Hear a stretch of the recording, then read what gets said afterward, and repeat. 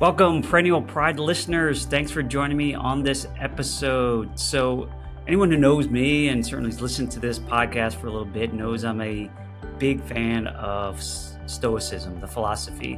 And I got connected with it years ago and continue to learn more about it and try to instill it in my life. And it's really been just a good fit for me to adopt some of the principles and philosophies that really help me stay grounded and stay positive in times when things are difficult.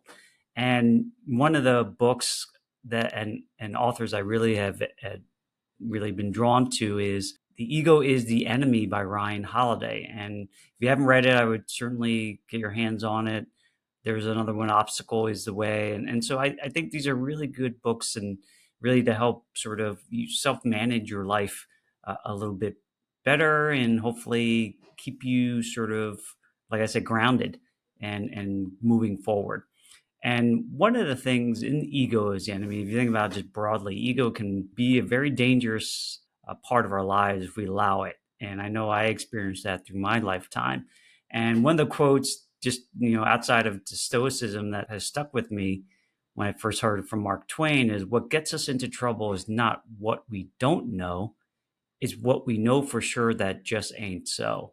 And this is a something that I think early in my life, probably tons of success growing up in sports and athletics, and it really was a part of my strong identity. And it was a pretty natural athlete growing up. And yeah, I worked hard and tried to get stronger and faster and all those things, but I didn't really particularly work on my skill set and developing my abilities all that much. I think I kind of just rested on my just natural ability. And I do remember a day where one of the coaches, one of the assistant coaches on the football team, sort of was trying to give me some critique and of how to get better in my route running as a receiver. And another coach said, "No, leave him alone. He's just fine." And in reality, we all can improve, right? Even if I was a natural, had natural ability in something, that there was always room for growth and being open-minded to seeing other ways of doing things and improving. As I've grown older, I recognize the importance of that. And now I'm on the second wave of natural, lifelong learning that really has stuck with me and really has humbled me. And, it's one of those things that you don't think about when you're younger, but as you get older, these things really are, become more apparent. And I guess that's what comes with wisdom. So now, especially in my business, and as I watch my kids grow, it's something I recognize that I have so much to learn and grow to become, just a better human and fulfill what I believe is my true potential in life, is by continuing to learn and be open-minded to things and test things out and try them, and sometimes requiring that I have to sort of pivot and quit things. There's oftentimes in our lives, and you may have come across this in some situations too, is you may stay at a job too long, or you get into the same rhythm every day that it kind of feels like Groundhog Day, and you kind of get caught in a little bit of a rut. And you get into that routine. And I know as humans we like routine and habit, and especially if you're adopting good habits, it's a positive thing. But what I also know is that we're meant to continue to grow and learn, and that's part of enjoyment of life. And we're never going to learn it all, regardless of how long we stay on this earth. That we'll never learn it all, but it's fun to just continue to grow, and there's certainly I certainly get a level of satisfaction from it, and a lot of it because I don't have an ego. I recognize I don't know everything, but for folks that can get trapped in the status quo and assuming that you know everything, it's a dangerous spot. And it's just human nature. I think we can, even if we know we're in pain or we dislike a situation, just take the easiest analogy of a job, like you dislike, but you don't take the steps to do something about it, to change that, because you're comfortable. And the amount of effort and work to do something else can be scary. And I get it. But so we kind of stay with the status quo, and any pain that we know of, at least that's the devil we know. We don't know what the other devil looks like. So it keeps us in potentially in our own spot, and we don't pivot and change and evolve and unfortunately in those scenarios, we may not reach our potentials.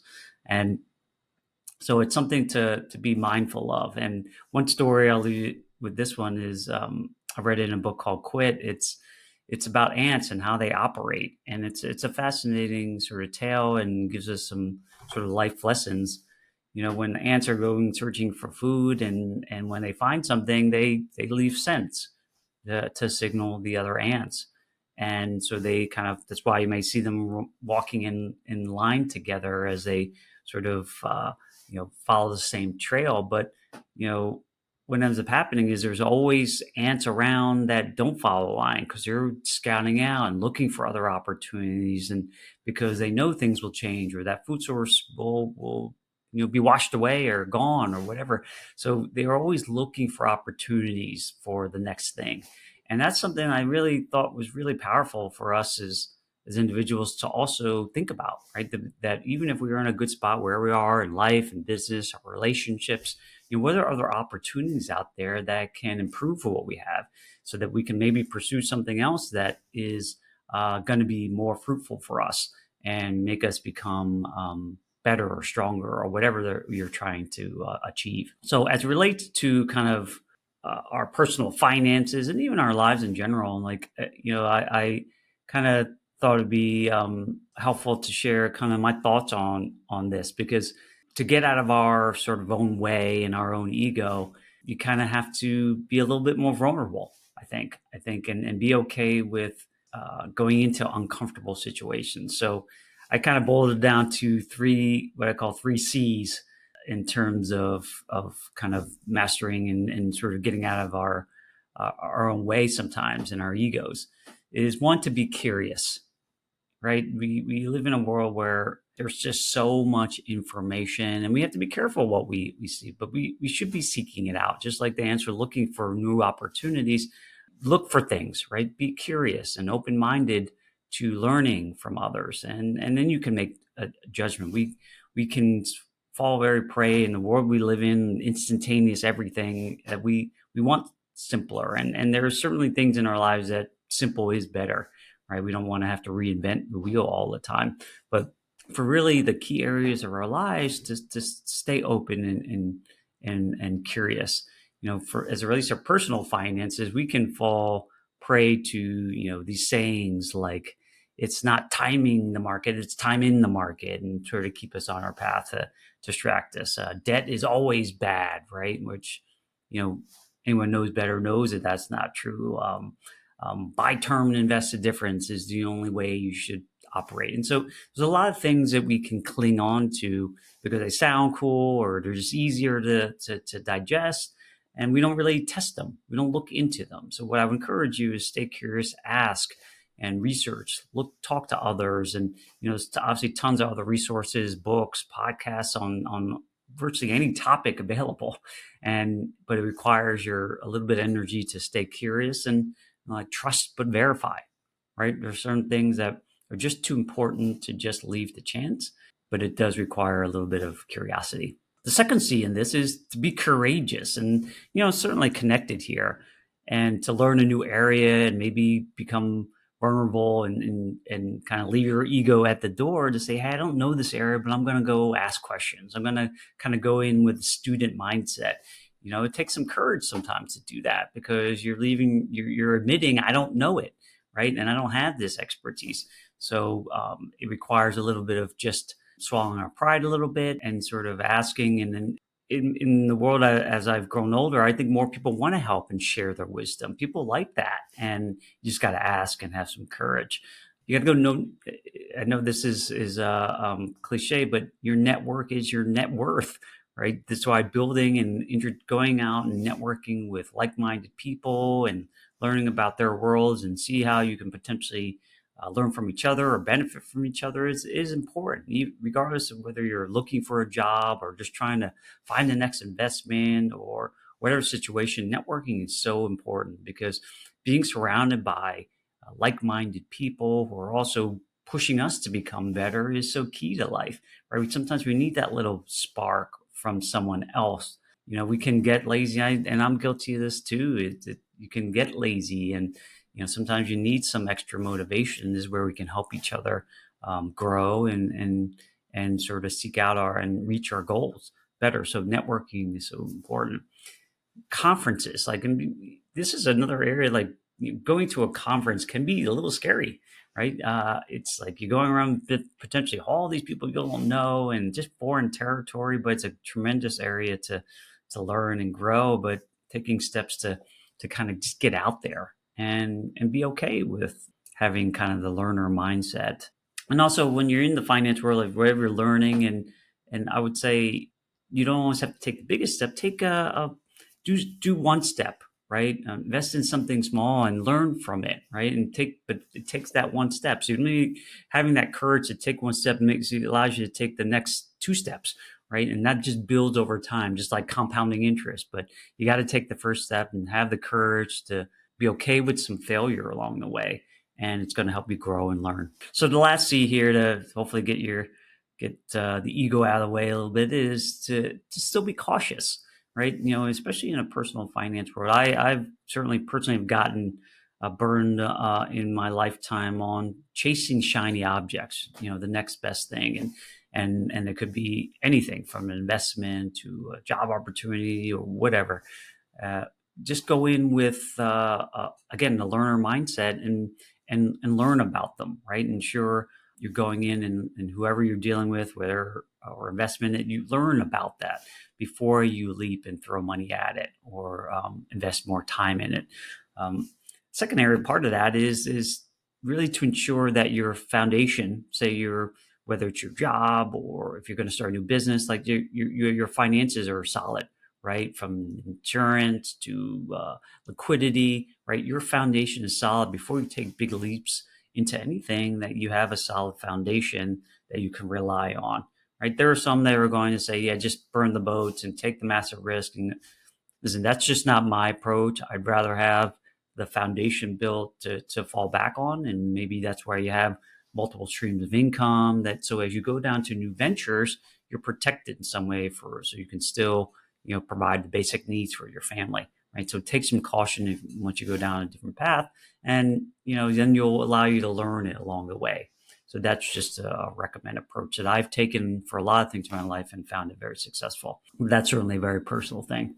And I alluded to it, is getting educated. Educated to me is going to be one of the biggest keys. Now, you can't do it forever, right? You can get to that analysis paralysis, but enough information and comfort level that you can move forward, and that will hopefully reduce your risk, right? So there is a balance of that, and it's more art than science to know what that is, but certainly getting educated is key.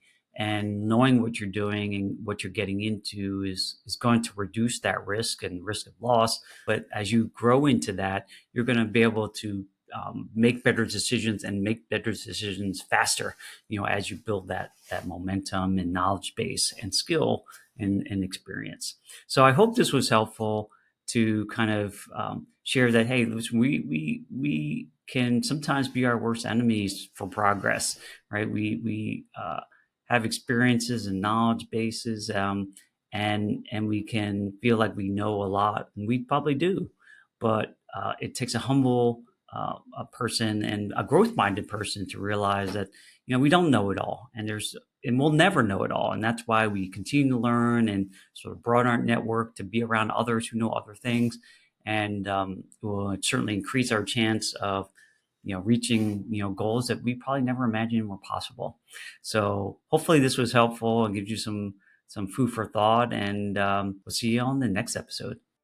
Thanks for joining me on this episode today. I really am grateful for you as listeners to the Perennial Pride podcast. I hope you're getting some tremendous value out of it and hopefully pushing you along your journey to financial freedom.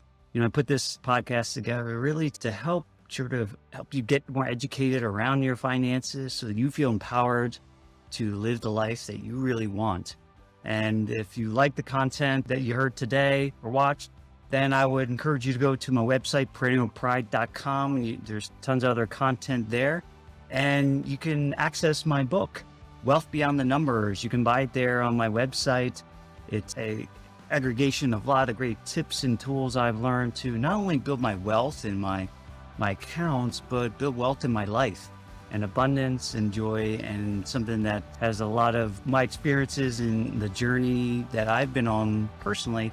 Hopefully that can be also of value to you as you sort of move forward.